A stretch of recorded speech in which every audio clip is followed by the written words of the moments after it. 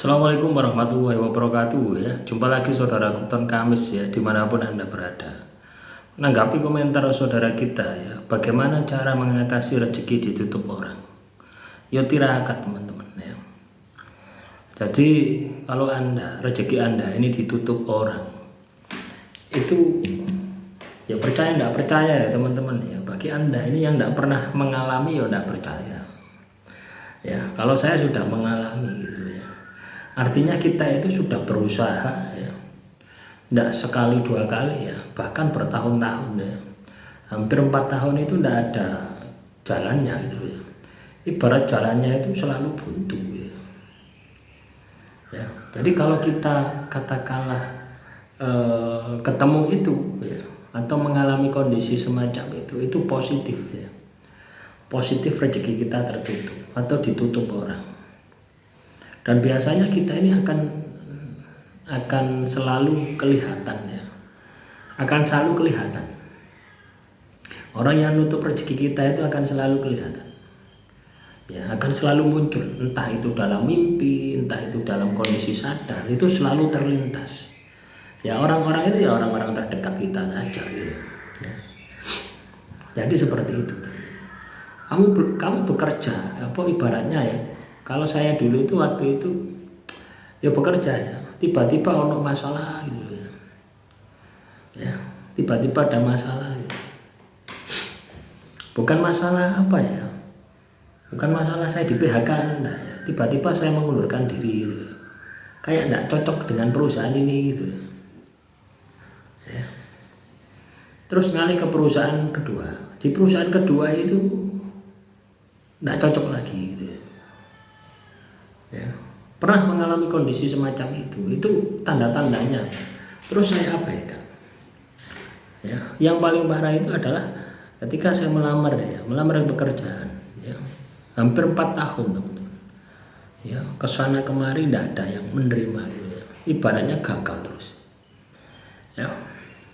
Bukan soal kualifikasi ya, kalau soal kualifikasi saya rasa ya masuk ya. Dan kalau melihat ya ritme dari panggilan kerja ya, ketika saya apply lamaran itu ya, itu dalam 1 minggu itu 2-3 kali. Itu berlangsung selama 4 tahun gitu. Coba bayangkan berapa uang yang saya habiskan itu ya untuk transportasi gitu. Ya tentunya banyak uang saya habiskan untuk transportasi kan banyak. Tapi tidak ada satupun yang nyantol gitu. Tidak ada satupun yang berhasil. Interview, tes psikotes ya berhasil semua, giliran nego gaji gagal. Sampai saya turunkan gaji saya itu ya. Misalkan saya minta 15 juta. Saya turunkan jadi 10 juta. Itu enggak. Ya. Gagal teman-teman gitu ya. Jadi sampai orangnya itu bilang, "Wes, Bapak itu ngece saya ya," katanya. Lu enggak Pak, enggak apa-apa gitu. Saya turunkan enggak masalah. Cukup enggak cukup wis enggak masalah. Yang penting saya punya pendapatan, punya gaji. Gitu enggak diterima juga itu. Dianggap main-main saya gitu. Ya. Terus solusinya bagaimana? Solusinya adalah bersih diri. Kita wirid, kita zikir, kita puasa.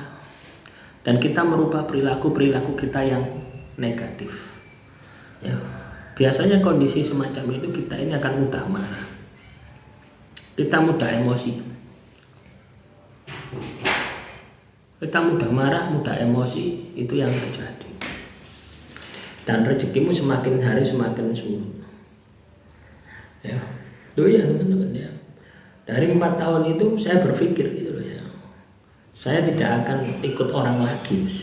Saya harus bagaimana menciptakan usaha sendiri. Akhirnya seperti itu ya. Jadi kalau kita berpikir positif ya, ketika kita terkena sihir, itu juga ada hikmah yang sangat besar bagi diri kita untuk bisa survive, untuk bisa bangkit gitu ya, melawan sihir itu sendiri ya. Jadi saya berpikir seperti itu teman-teman, dan saya lakukan tindakan tadi ya. Yo wirid, yo dzikir, hari-hari saya itu saya habiskan untuk wirid ya. Untuk wirid, untuk zikir, untuk puasa. Alhamdulillah ya, lambat laun tiba-tiba ya ono ae sing ngekeki duit. Ono ae sing ngekeki penggawean. Ya. untuk menyelesaikan masalah, kasus dan sebagainya. Ya, ya. Sampai rumah saya ini kan belum di porselen ya, belum jadi gitu ya.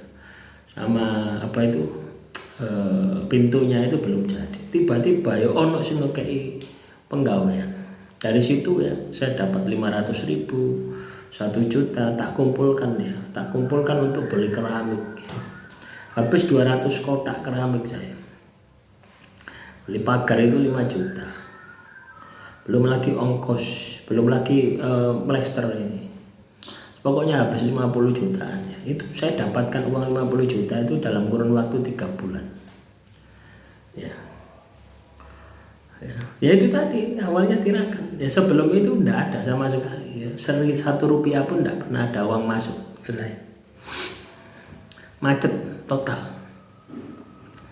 Ya, jadi saya paham sekali ya bagaimana tutup rezeki itu gitu. Itu bisa berubah ketika Anda terapi terus menerus ya, karena biasanya sihir-sihir semacam ini masuk lewat makanan, lewat minuman, dan orang yang pelakunya ya orang-orang yang kenal dengan Anda, orang yang pernah dekat dengan Anda ya, yang punya akses untuk memberikan makanan, memberikan minuman, sehingga Anda ini oleng, stres, depresi, akhirnya ekonomi berantakan, usaha berantakan, kabeh berantakan. Itu yang terjadi itu seperti itu. Ya, makanya kalau Anda ini terkena gangguan ya, penutup rezeki, ya wis segera tobat ya. Ditobati ya. Ditobati, diistighfari ya, ditirakati ya. Dan berpikirlah positif, jangan berpikir negatif. Ambil manfaatnya.